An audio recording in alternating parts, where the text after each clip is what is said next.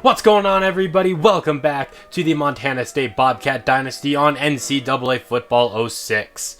We're going to start off today's video looking at the top 25. At number 1, there's Iowa, followed by South Carolina, NC State, Texas, Miami, Florida, Texas A&M, Virginia Tech, USC, LSU, Auburn, Ohio State, Notre Dame, Virginia, Oklahoma, Nebraska, Colorado, Michigan, Georgia, Stanford, Florida State, Maryland. You got Kansas State there, Oregon, and then rounding out the top 25 is Louisville. Wide receiver Teddy Paul from Iowa is currently the favorite to win the Heisman. He already has over 1,000 yards and 11 receiving touchdowns. Coming in third there is quarterback Matt Dunn of Texas A&M. And then you also got Adrian McBride, also from Iowa. They're back on top. They're playing pretty good. They did play in the first championship game in this series, and looks like they're back on top there. Idaho leads the Big Sky Conference. We are currently in third place. We have a 3-1 record in the conference. And then all the way down there at number 8, Weber State on a 4-game losing streak.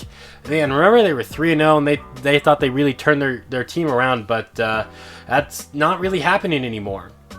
The quarterback and outside linebacker we are currently recruiting, they both visited in our loss against Idaho, and they both gave us a soft verbal. Hopefully we can end up getting both of them to commit. Looking at our stats now, 2/3 of the way through this season, John Spencer's been playing pretty solid, although he is coming off his worst game of the year. Deshaun Ralph just a couple yards shy of 600, and then you got Adriano there. He's having a pretty good year for us. Jake Munoz has the most receptions for us, but Erica Dotson leads us in yards and touchdowns with 428 yards, 5 touchdowns. Deshaun Ralph has been getting pretty involved in the receiving game. There's also Gerard Doolin, Kevin Jones, and Michael Ryan. Our offensive line has been playing solid, although Adam Bushing has given up 6 sacks on the year so far. Marquez Randolph leads us with tackles with 27 of them. Corey Rivera is having another good year. He has 12 TFLs and 7 sacks to lead the team. O'Connor and Torrey both have 4 sacks. And then Powell, Randolph, and Bonner each have 2 interceptions. O'Connor and Cobb each have 1. And then Harry Williams, just 4 of 5 kicking. But you know what? That's pretty solid, especially for the kicking that has happened in the history of this series. Today we're going to be taking on the Eastern Washington Eagles. They're still led by Justin Bly at quarterback, and he's having himself a pretty good year. Coleman has 600 yards and 8 rushing touchdowns. Pretty good ground attack, it looks like, from the Eagles. Quinn is their leading receiver. He has 50 catches, 750 yards, and 5 touchdowns. They are going to be missing their number 2 receiver, though, due to injury, so Smith is going to be stepping in there. He has 300 yards and 3 touchdowns. Their offensive line doesn't look like it's too great, so we're looking to hopefully get Corey Rivera and John O'Brien especially into the backfield there to bring down the quarterback. Their defense, though, has been pretty good. Steve Clark looks like he might be their best player. He is a 90 overall. He is an impact linebacker for them, so we're going to have to make sure we watch out for him. So that's going to take us to our game now in Cheney, Washington here, taking on the Eastern Washington Eagles. Luckily, it's just their normal green turf, not the red turf that they play on in real life. And yeah, this is going to be a pretty big matchup in the Big Sky Conference as the Bobcats try to hold on and maybe build a little bit of a lead, I guess, in the Big Sky Conference as we sit at 500 right now. We probably got to win out if we want to get ahead of Idaho, because especially that loss against them really hurt us in the Big Sky standings. 2nd down and 14 after the first down run goes nowhere. John Spencer's flushed to his right, and he gets this pass out to Dotson, who gets lots of yards after the catch, and he gets enough to bring it all the way to the end zone for the Bobcat touchdown from 69 yards out. A great catch and run there on just the second play from scrimmage for the Bobcats. Look at this replay. He was rolling to his right as he was under a little bit of pressure. A great throw to Dotson, and he was gone. We got a pretty crazy wind in today's game so far, as you saw there. Here we kick away from the wind. We get it out, and Quinn is going to return it from his own goal line. Working down the sideline. He got away from a couple of defenders. Finally brought down at about the 46. Good starting field position here for Eastern Washington, but they're going to lose a couple yards on first down as Bly runs right into Rivera. Bly breaks out of 1 sack there, 1 attempted sack, I should say, and is able to get the pass off, but it's going to get knocked away.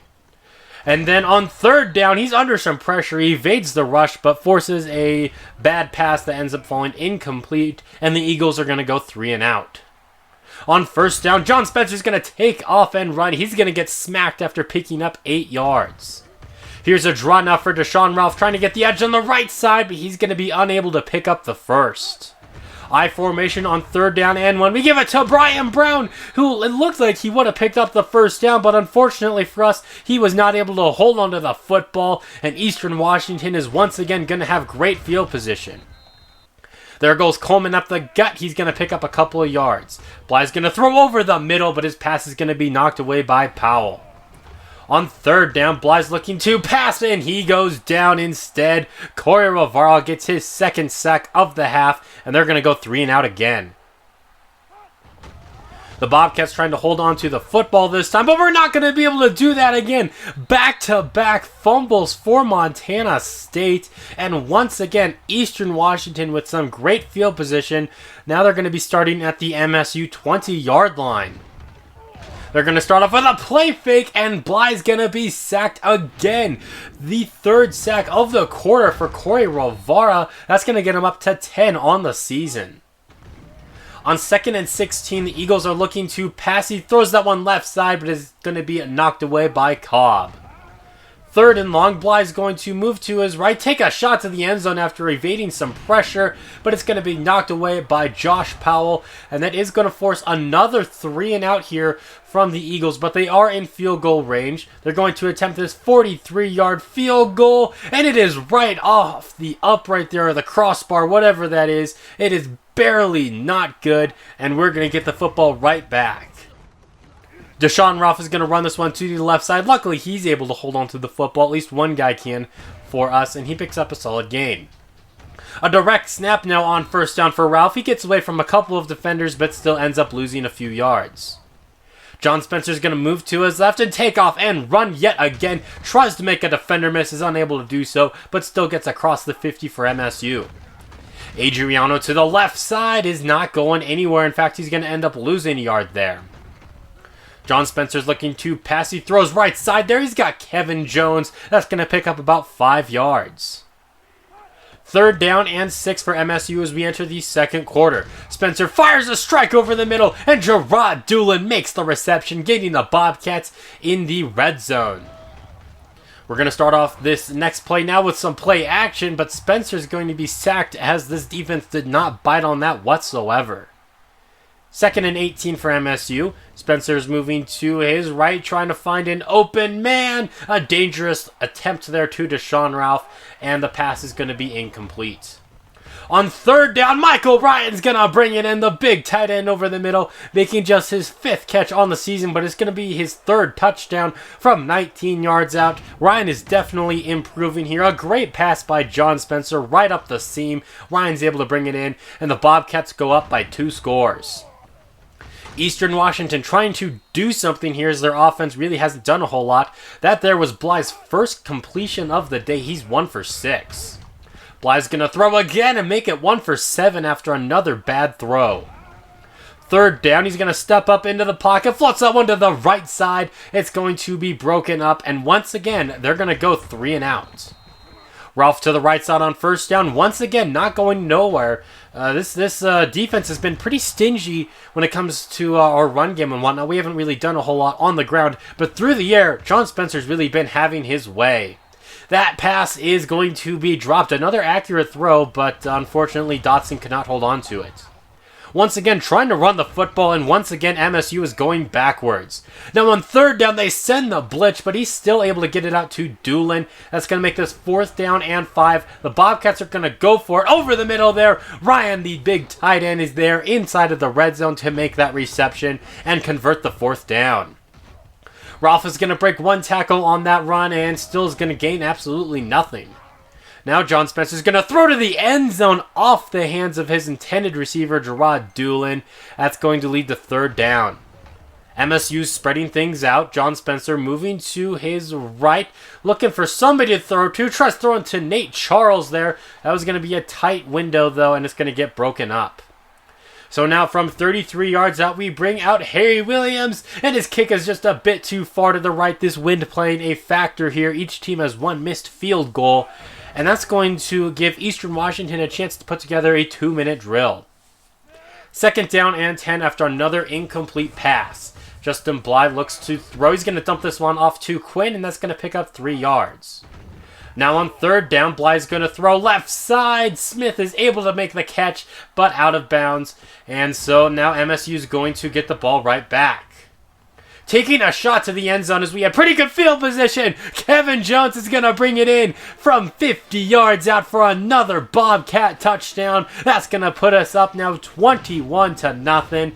We were at midfield. We said, just screw it. Why not? We want to get points on this drive after we got a solid return on the punt return from Deshaun Ralph. That is going to send us to the half where MSU leads 21-0. Eastern Washington really trying to get something going on offense if they want much of a chance in this game. On first down, it's a nice completion to Quinn, who gets out to midfield, loses the football, but unfortunately they are able to recover. Bly looks to throw a nice pass once again to Quinn, their leading receiver, who picks up 9 yards. Faking the toss and then quickly throwing over the middle, Meyer brings that one in and picks up another first down. That's 3 consecutive completions now for Justin Bly. Bly looks to throw again. He's under some pressure, but still gets it out to Sanders somehow, who's going to bring that in for the Eastern Washington touchdown. I don't know how that wasn't knocked away or picked off. A beautiful throw there, and that's going to put Eastern on the board.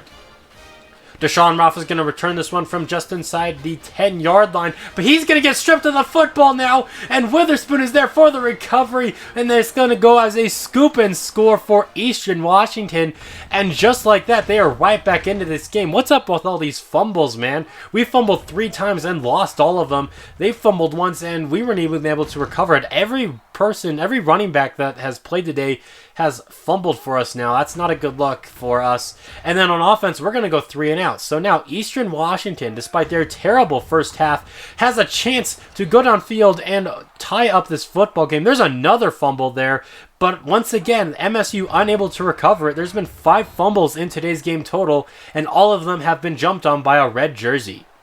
On third down, though, we are able to get the stop as we get that sack there, forcing a 4th down and 22.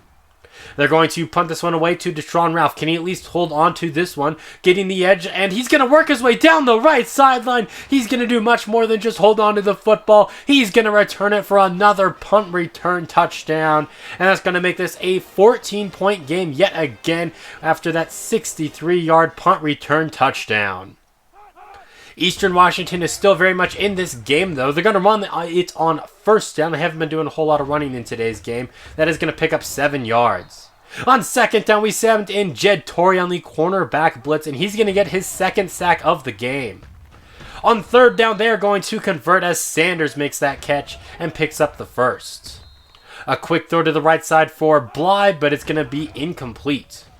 Bly's going to throw left side, and he's going to overthrow his man there. So now the Eagles are going to be faced with a 3rd down and 10. Bly's going to try to run for it, but he's going to get brought down by Atkins for the sack, and that's going to force them to punt yet again. Here's MSU's offense on the field, still trying to run the football, keep this defense honest, but despite how good our run game has been this season, we can't get anything going today.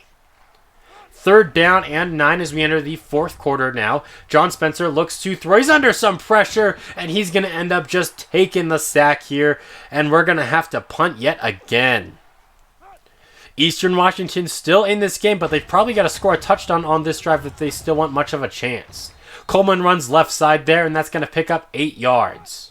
2nd down and 2. Play action. Bly steps up into that one. It's going to be intercepted now. Seth Cobb spinning away from one man, brought down at the 50.